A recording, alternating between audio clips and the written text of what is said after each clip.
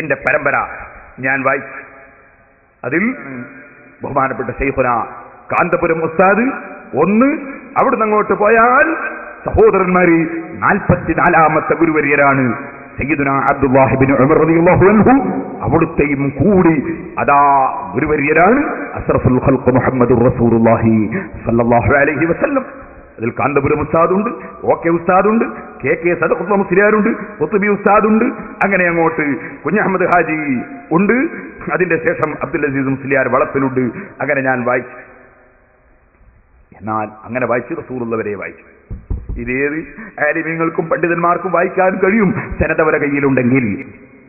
സനദ് പറഞ്ഞാൽ അത് മാത്രം കയ്യിലുള്ളതുകൊണ്ട് കാര്യമാവില്ല കേട്ടോ.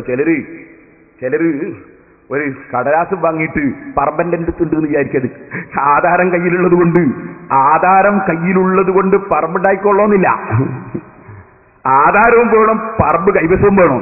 ചിലർ സഖാഫിയാണ് പറയും. സഖാഫിയാണ് തന്നെ പറയാ. സഖാഫി ആശയുണ്ടെങ്കിലേ സഖാഫിയാവുള്ളൂ, അല്ലാത്ത സഖാഫിയല്ല. ആധാരന്റെ കയ്യിലുണ്ട്. പഴയ കാലത്തൊക്കെ എത്ര വലിയ ആധാരമുണ്ട് ചില മുതലാളിമാരെ കയ്യിൽ. പക്ഷെ കൈവശമില്ല. അതൊക്കെ ജമ്മി കുടിയാൻ കൈവശത്തിൽ വേറെ പോയി. അതുകൊണ്ട് കാര്യമില്ല. അത് കൊണ്ടുപോയി കത്തിക്കാനേ പറ്റുള്ളൂ. ആശയുണ്ടാവണം. ഇരിക്കട്ടെ. അപ്പോ പറഞ്ഞു വരുന്നത്, മൗലവി അതിന് മറുപടി പറയാൻ വന്നിട്ട് പറയാണ്, ഇവരെ പാരമ്പര്യം തന്നെ യഹൂദികളുടെ പാരമ്പര്യമാണ്. അതിൽ നിങ്ങൾ ഒന്നും കൂടി മനസ്സിലാക്കണേ. മൗലവി ഒരു പുതിയ വിശ്വാസം പറഞ്ഞിട്ടുണ്ട് ഇവിടെ. അതയോ, അള്ളാന്റെ ഖുർആന് പിന്നീട് യഹൂദികൾക്ക് ചോദ്യം ചെയ്യാനൊരു അവസരം വേണമല്ലോ. അതിനുവേണ്ടി മൗലവി പറയുന്ന കൂട്ടത്തിൽ പറഞ്ഞു, ഖുർആനിൽ മുഫസ്സിറുകൾ പറഞ്ഞിരിക്കുന്നു. ഇങ്ങനെ നമ്മൾ ഇതുവരെ കേട്ടത് ഖുർആനിൽ അള്ളാഹ് പറഞ്ഞു എന്നാ. മൗലവി ഒന്നും കൂടി കൂട്ടി, ഖുർആനിൽ മുഫസ്സിരീങ്ങൾ പറഞ്ഞിരിക്കുന്നു, ഖുർആൻ വ്യാഖ്യാതാക്കൾ ഖുർആനിൽ പറഞ്ഞു. അപ്പൊ എന്തായി? ക്രിസ്ത്യാനികളെ ബൈബിൾ പോലെ തന്നെ നമ്മൾ ആയല്ലോ. അത് വരുത്തി തീർക്കലാണ് ആവശ്യം. എന്ത്? ഖുർആനിൽ മുഫസ്സിറുകൾ പറയുന്നു എന്ന് പറഞ്ഞു. എന്നിട്ട് എന്താ പറയുന്ന ആശയം? നമ്മൾ ജൂതന്മാരുടെ പരമ്പരയിലാണ് സുന്നികളെ. കാരണം സാദിലി റാത്തീബ് ചൊല്ലുന്നു. അവിടെ നമ്മൾ ജൂതന്മാരെ പരമ്പരയിലാണ്. ഇതാണ് മൗലവി പറഞ്ഞ ആശയം. ഞാൻ വെറുതെ പറയുന്നതാണോ എന്ന് നിങ്ങൾക്ക് മനസ്സിലാക്കാൻ നിങ്ങൾ തന്നെ ഒന്ന് കേട്ടോളൂ. നിങ്ങളിങ്ങനെ ഓരോരുത്തരെ കെട്ടിക്കൂട്ടിയുണ്ടെങ്കിൽ ഈ പാരമ്പര്യം എത്തുന്നത് ജൂതായുസത്തിലേക്കാണ് കേട്ടോ. അതിന്റെ സന്തതികളായ ഷിയായുസത്തിലേക്ക് തന്നെ. ഏറ്റവും ഇതിന്റെ അടിസ്ഥാനം ചിന്തിച്ചു നോക്കിയാൽ ചില മുഫസ്സിരീങ്ങളൊക്കെ ഖുർആനിൽ പറയുന്നത് കാണാം. ഖുർആനിൽ പറയുന്നത് കാണാം. ആദ്യമായിട്ട് ഇങ്ങനെ പശുക്കുട്ടിയുടെ രൂപമുണ്ടാക്കിയിട്ട് തുള്ളൽ തുടങ്ങിയ സാമിരി എന്ന് പറയുന്ന ദുഷ്ടനിലേക്ക്, അവനിലേക്കല്ലേ ഇതിന്റെ പാരമ്പര്യം എത്തുന്നത്. ഖുർആനിൽ മുഫസ്സിറുകൾ പറയോ? നാദാപുരത്തുള്ള ജനങ്ങളോട് ഞാൻ ചോദിക്കുന്നു, മുഫസ്സിറുകൾ ഖുർആനിൽ പറയുന്നുണ്ടോ? അങ്ങനെ ഖുർആനിൽ മുഫസ്സിറുകളുടെ കൗലുകളുണ്ടോ? കാരണം മൂപ്പർക്കൊരു പ്രശ്നമുണ്ട്. അല്ലയോ റസൂലോ പറയാത്തത് തെളിവാവൂല എന്നാദ്യം പറഞ്ഞുപോയി. അപ്പൊ പിന്നെന്താകണം? ഖുർആനിൽ പറയണം മുഫസ്സിർ.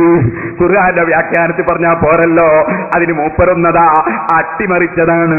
ഖുർആനിൽ മുഫസ്സിർ പറഞ്ഞു. ഇതിന്റെ ഉദ്ദേശം യഹൂദികളെ തൃപ്തിപ്പെടുത്തലാണ്, അള്ളാന്റെ ഖുർആനെ ചോദ്യം ചെയ്യാൻ വകുപ്പുണ്ടാക്കലാണ്. ഓ മുസ്ലിമീങ്ങളെ, നമ്മളല്ല ജുദായിസത്തിലേക്ക് പോയത്, നമ്മളല്ല ഷിയാക്കളിലേക്ക് പോയത്. അത് പോയത് അപ്പുറത്തുള്ളവര് തന്നെ. എന്തിനാ നമ്മൾ ജുദായിസത്തിൽ പോയി എന്ന് പറഞ്ഞത്? മൂപ്പര് സാദുലി റാത്തീബ് ഒന്ന് കാണിക്കുവിടെ. ഞാൻ ആ സാദുലി റാത്തീബൊക്കെ മൂപ്പര് കാണിക്കുമ്പോൾ പിടിച്ചെടുത്തിട്ട് നിങ്ങൾക്ക് ഇപ്പൊ തന്നെ അങ്ങ് കാണിച്ചു തരണമെന്നുണ്ടായിരുന്നു. അതിന് ഇപ്പോഴത്തെ പ്രസംഗം നടത്തിയെങ്ങനെയായിരുന്നു നിങ്ങൾ? സ്റ്റേജിന്റെ ഭാഗത്ത് പർദ്ദ. സാധാരണ പെണ്ണുങ്ങൾ പർദ്ദ ഇരിക്കലുണ്ട്. ഇതെങ്ങനെ അറിയോ?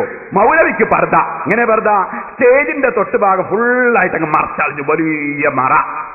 അതിന് കാരണം നമ്മൾ പിടിച്ചെടുക്കുന്നത് പിടിച്ചിട്ട് ഇത്ര ധൈര്യം ഇല്ലാത്ത ഈ പണിക്ക് വരണോ? ഇത്ര ധൈര്യം ഇല്ലാത്തവർ ഇങ്ങോട്ട് വരണ്ടീനോ ഈ പണിക്ക്? നമ്മൾ പിടിച്ചെടുക്കുന്നത് മേടിച്ചിട്ട്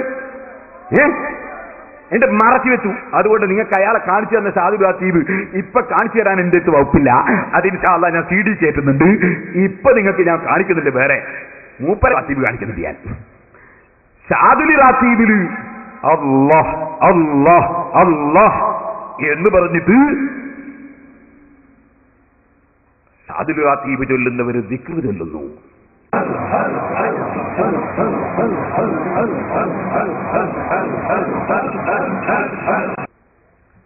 മഹാനായ അബുൽ ഹസൻ സാദിലി ഖദ്ദസല്ലാഹു സിർറുൽ അസീസ് മഹാനവറുകളുടെ ഖബർ ഈജിപ്തിലാണ്.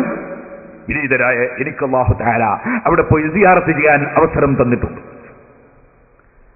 ഞാൻ എൻ്റെ കുട്ടിക്കാലത്ത് നമ്മുടെ ചിയൂർ പള്ളിയിൽ ഓതിപ്പടിക്കുന്ന കാലത്ത് ചെറുപ്പത്തിൽ കടുത്ത ശ്വാസം മുട്ടായിരുന്നു. എൻ്റെ ബാപ്പക്കും അതുണ്ടായിരുന്നു. കിതാബ് ഓതിപ്പടിക്കുമ്പോൾ രാത്രി 1 മണി 1:30 മണി സമയത്ത് ഞാൻ ഉറക്കമൊഴിച്ച് കിതാബ് ഇങ്ങനെ പഠിക്കും. ആ സമയത്ത് ഉസ്താദ് കണ്ടു, എനിക്ക് ശ്വാസം മുട്ടുന്നത് കണ്ടു. അപ്പോൾ എന്റെ മരണപ്പെട്ടു പോയ തുർമുദി ഉസ്താദ് അവർകൾ എന്നോട് പറഞ്ഞു, നീ അബുൽ ഹസൻ സാദിലി റളിയല്ലാഹു അൻഹുവിന്റെ ഹിസ്ബുൽ ബഹർ എന്ന് പറയുന്ന ആ ദിക്ർ അസറിന്റെ ശേഷം ചൊല്ലണം. അൽഹംദുലില്ലാ, ഞാൻ ആ ദിക്ർ ചൊല്ലി അല്ലാഹുവിന്റെ തൗഫീഖ് കൊണ്ട് എന്റെ രോഗം മാറിപ്പോയി.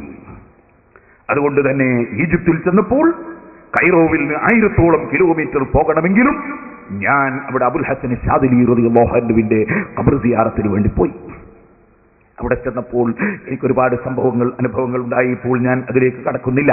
ഞാൻ പറഞ്ഞു വരുന്നത്, ആ അബുൽ ഹസൻ സാദിലി ഖദ്ദസല്ലാഹു സിർറുൽ അസീസ് തങ്ങൾ അവരുടെ ശിഷ്യപരമ്പരയിലൂടെ ഇന്നും അവിടുന്ന് പറഞ്ഞു കൊടുത്ത ദിക്റുകൾ, അവിടുന്ന് ചൊല്ലിയ ദിക്റുകൾ ചൊല്ലുന്നവർ ഉണ്ട്.